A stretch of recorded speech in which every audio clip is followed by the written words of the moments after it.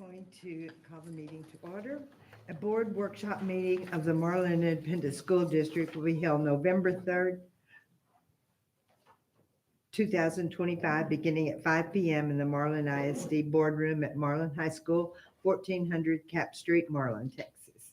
The subjects to be discussed or considered upon with any formal action may be taken are listed below. Items do not have to be taken in the same order as shown on the meeting notice.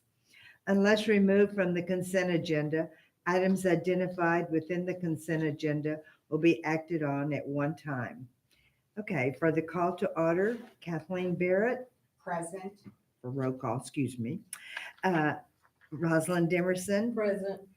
Misty Ehlers, absent. Billy Johnson, Lynette Outland, Present. Marcia Rottelhuber, Present. and Berlin Terry, present. Okay, next we'll do the Pledge of Allegiance and a moment of silence.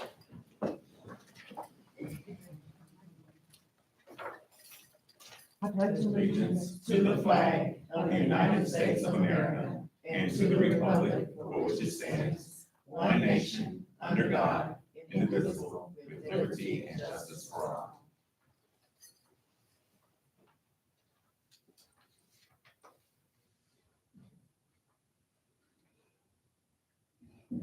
Okay, thank you.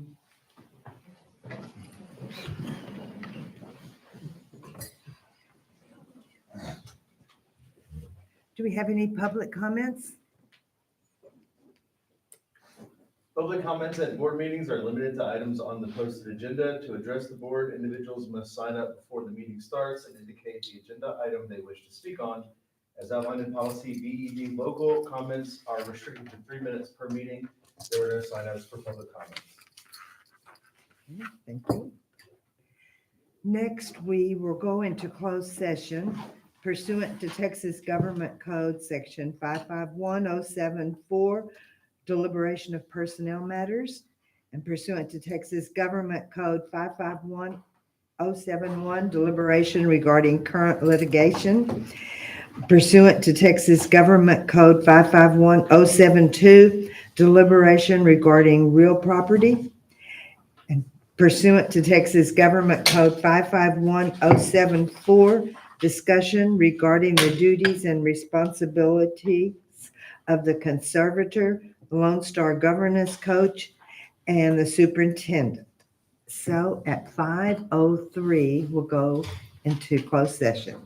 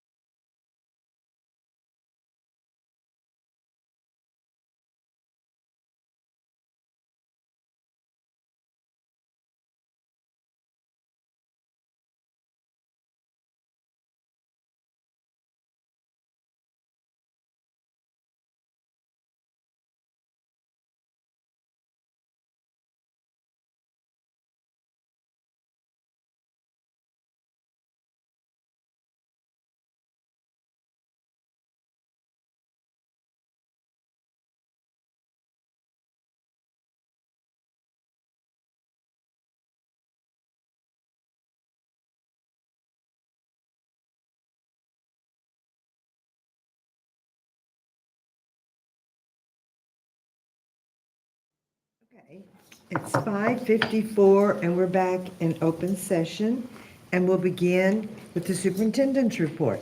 All right, thank you, Madam President. In the superintendent's report tonight, I just kind of want to report out a few things and a few thank yous.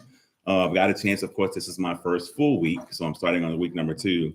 And the transition for me has been great. So I want to thank all of the staff members for Marlin ISD, the community members that I had a chance to meet.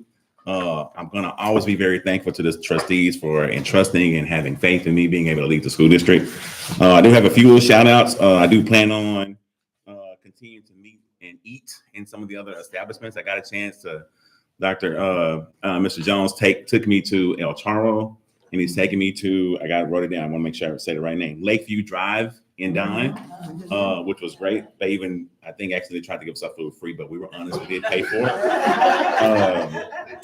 I do look forward to meeting with some of the other people in the community as I get a chance to kind of go to the HEBs and some of the other places that many of the trustees have shared me. You know, Bates, you got to get a chance to meet these people or go to these places. But I also want to make sure that the staff know that I do plan on actually getting a chance to meet with all of the staff members as well as a collective group, not just individually.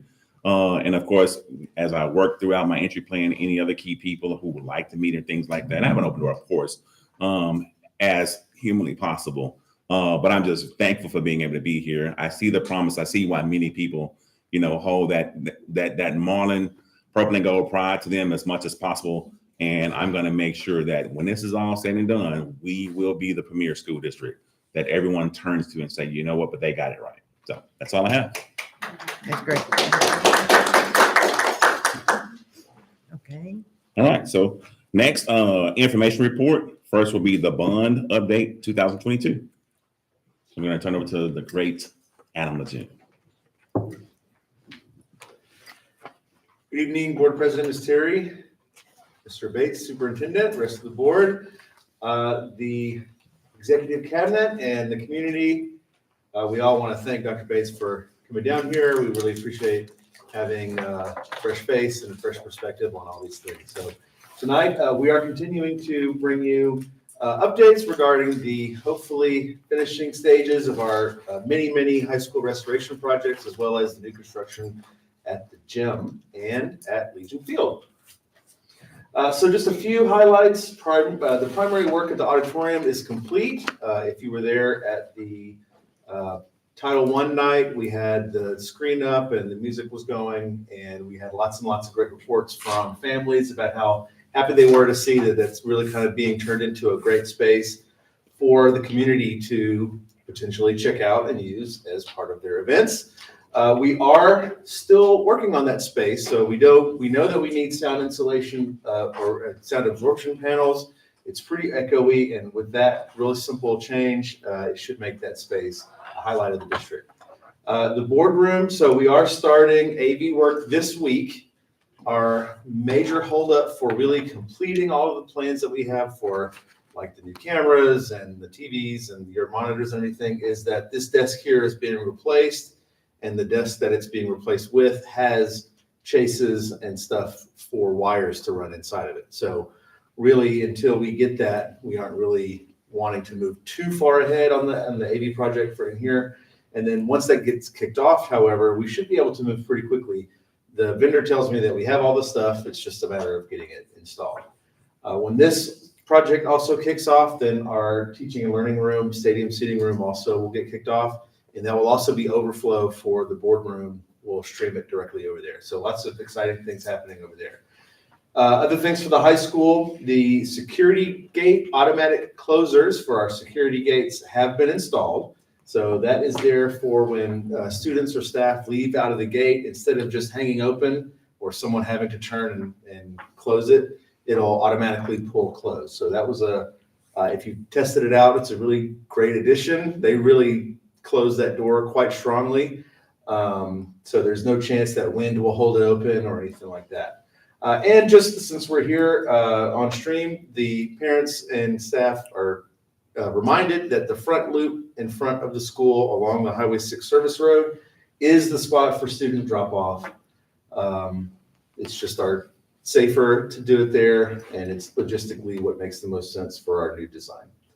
Continuing on, I have some pictures of the site work on the new gymnasium, the drainage solution, piping it out to our new, it's not a ditch, but there's a fancier name for the ditch. Our drainage is getting plumbed in, and so hopefully next time it rains, we won't have be inundated with the floodwaters right there in front of the school.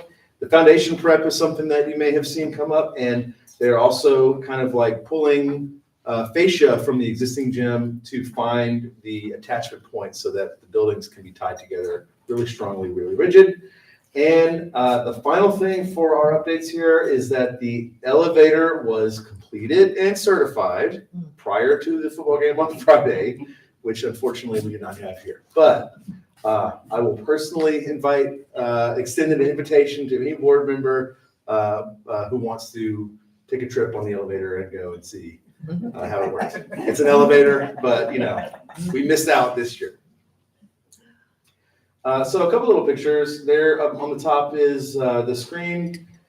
We have sound in there. It sounds really nice. I think everybody was happy with it. On the left hand down here, oops, this one's not configured the same way. On the left hand down here, you see the concrete forms right there kind of in the middle. And then how the work away from the other side on the right of those concrete forms is graded kind of down towards the drainage, which is the picture on the right. You can see they sunk a big catchment right there in the middle, and then that is plumbed out to go straight into the stormwater.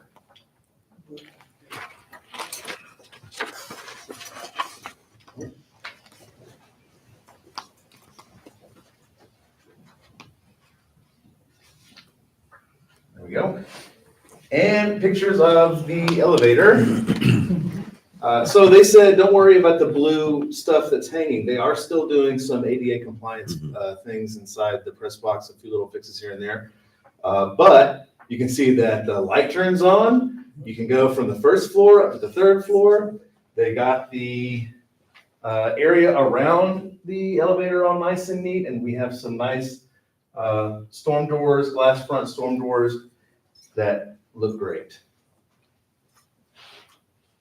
Are there any questions? Thank you very much. Thank you. Okay, next, we're gonna have the beginning of the year BOY data as well as common assessment data. A report given by Mrs. Washington.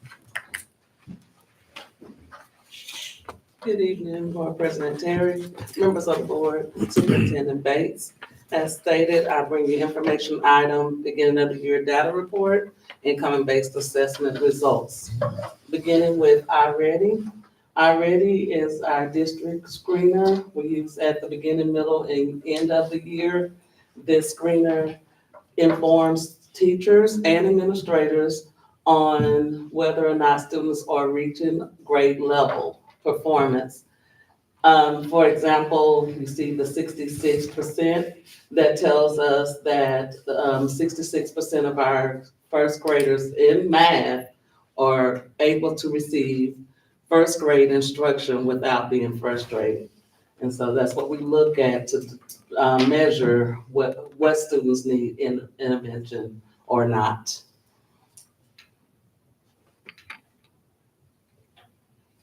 All right, and then we have our iReady data in seventh grade. Our seventh and eighth grade are a little bit lower, but again, I want to stress to you that this is on grade level, so this is more like our meets category. As a step into improving these scores, we have looked at enhancing the reading instruction.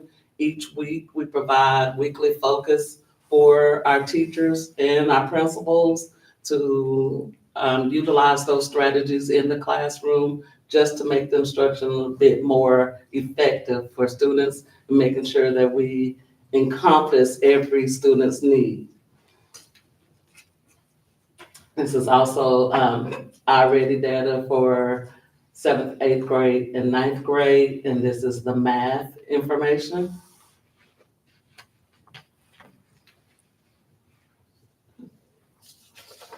Any questions? I'm actually missing a slide, if I may. I wanna, go into, We give him 1 second, he's gonna refresh for you. okay.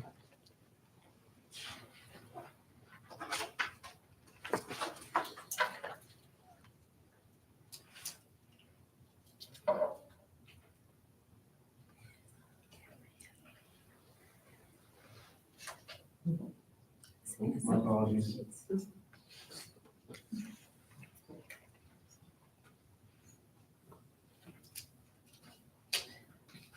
Can I ask a question while they're trying to get Yes, this ma'am. set back? Ms. Washington, can you briefly tell us how you're going to use this data Mhm. to drive interventions to move kids that are not at beginning grade level Mhm. to get them on track to be on grade Yes, level? ma'am, great question. That's actually that's how I knew I was missing something. Oh, okay. Sorry. No, that was Jump in. perfect. Talking about our intervention plan, we have, comprised a plan that encompasses all students as much as possible. And, our first one is, let me go to it. Cozy Up to Learning. And our Cozy Up to Learning is, we just took a fall theme, and the Cozy Up to Learning takes place on Fridays and Saturdays. That targets those students who are at high approach, nearing the meets mark, on the cusp of meets. Those students, we want to push forward and see them progress and make sure that they are definitely on grade level by the time STAR comes around. And then we have Fall Fiesta.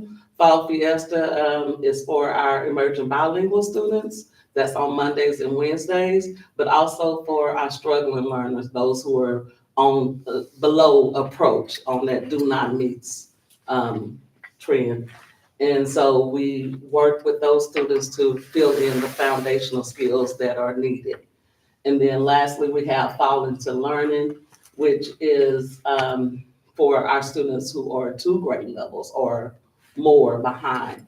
And so we're able to target them in small groups and also work on specific skills in those areas where they need improvement, so that we're just not throwing in, covering up and making those patches and moving on, but we're filling in the gaps and making sure that all students are learning. Thank you. Yes, ma'am. If you want to go pick up where you left off. Okay. Go back. Mhm.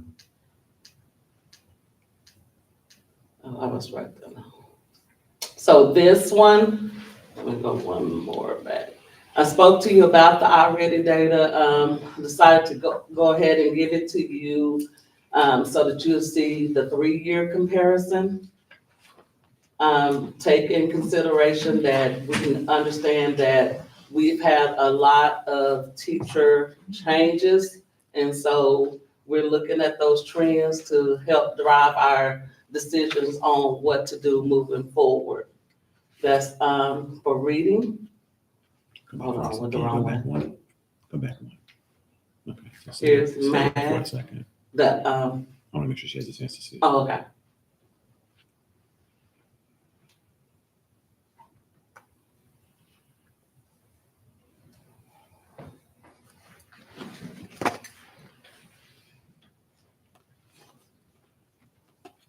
And again, we're just looking at, on or above grade level. None of the, BOY from year to year has been what we wanted it to be, but we just strive to make sure that, students are getting to reaching their personal goals each year. Okay. Yes, ma'am. And I understand these are different classes, different ma'am. groups Yes, of children, but there are, improvements. For Mhm. example, Yes, ma'am. in first grade, Mhm. There's Thank you, yes, ma'am. yes, we had 66%. Yeah, and I'm sorry, here's that comparisons that you speak of, Ms. Barrett, yes, ma'am. And so the green shows those those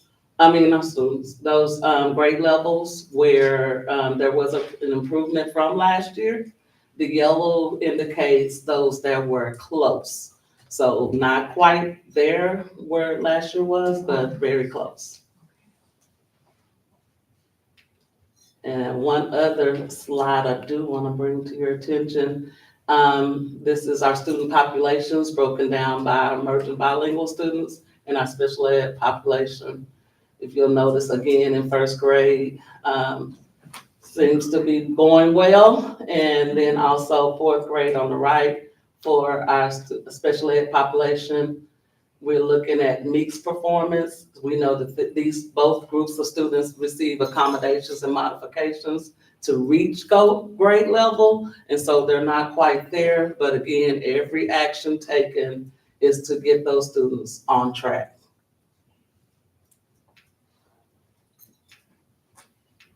Those, I spoke to you about the high school. And so our greatest weakness lies in giving up. The most certain way to succeed is always to try just one more time. In Marlin, we will not stop trying. We will continue to try until we reach the success for every student. Now switching gears to our CBA, our common-based assessment. This is a district-created assessment, and this assessment measures mastery based on the TEKS that have been taught up until the point of the test. And so I have highlighted in 6th, 7th, and 8th grade meets. I've been speaking to you about meets and will continue to speak to you about meets. The meets performance indicates whether our students are on grade level again. And so I wanted to highlight these because if you noticed or if you recall from the iReady information, these grade levels have really made gains. Yes. Yes. And So what was the time between the iReady and the CBA? Is there a time difference? Yes, ma'am. We took our iReady in September, Okay. and our CBAs were mid-October. Yes, ma'am. And so a little bit of time with changing instruction as far as strategies and like I said, every week we have a instructional focus, and so just trying to improve there. That's a big difference. Thank you. And here, they probably worried you when you saw that 17% for 5th grade in the iReady, but I do want to recognize the improvement here, 43%. And so kudos to Ms. Jones, 5th grade, and Dr. Deloach on the work that they've done over at Upper Marlin Elementary. And we're back to our interventions, and like I said, we're have these interventions in place so that we ensure that learning never stops in Marlin. Any questions? So switching gears just a little bit. Yes, ma'am. We have a significant number of uncertified teachers Yes, ma'am. in these classrooms. Yes, ma'am. So what are we doing to help these teachers gain the knowledge and skills they need to effectively teach the TEKS that the kids need? Good question. So again, we have our instructional focus that the principals are coaching in PLCs. Mhm. We also are working with Region 12, partnering with them to have coaches come in and support teachers with curriculum or even pedagogy. And then also on Thursdays, when we have our Fall Into Learning, we will also have PD sessions after school for teachers, Mhm. tiered teachers. And, you know, we tier our teachers just like we tier our students. Okay, And so we'll be working with those students as well. okay, thank you. Also, Ms. Ryder-Huber, if you all have probably noticed, we have some vacancies for the central administration. Yes. And I want to be very clear on what our roles are here at central administration compared to what is on the campus. So some of the reasons why we are going to make sure we still move forward, filling some of those positions, because we do service and support. So we support, so kind of answer your question, we support the campuses. We support the principals as the principals support the teachers. Sometimes we do directly support the teachers as well. So one of the things that we'll also make sure we have in the near future is as we fill those positions, that's also how the teachers will get support. So that's what we do. For those that have never known, what do they really do at Central Administration? We support the campuses. That's what we do. Thank you. Thank you. Okay, is there any questions or discussion about anything of the reports that we've had? Because we do not have, do not need to vote on anything on the consent agenda tonight. So if we move on to item 9, I hear someone make a motion. I move that we adjourn.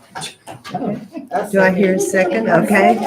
Okay, Ms. Riley Hoover and Ms. Demerson move that we would adjourn at 6:15. Appreciate it.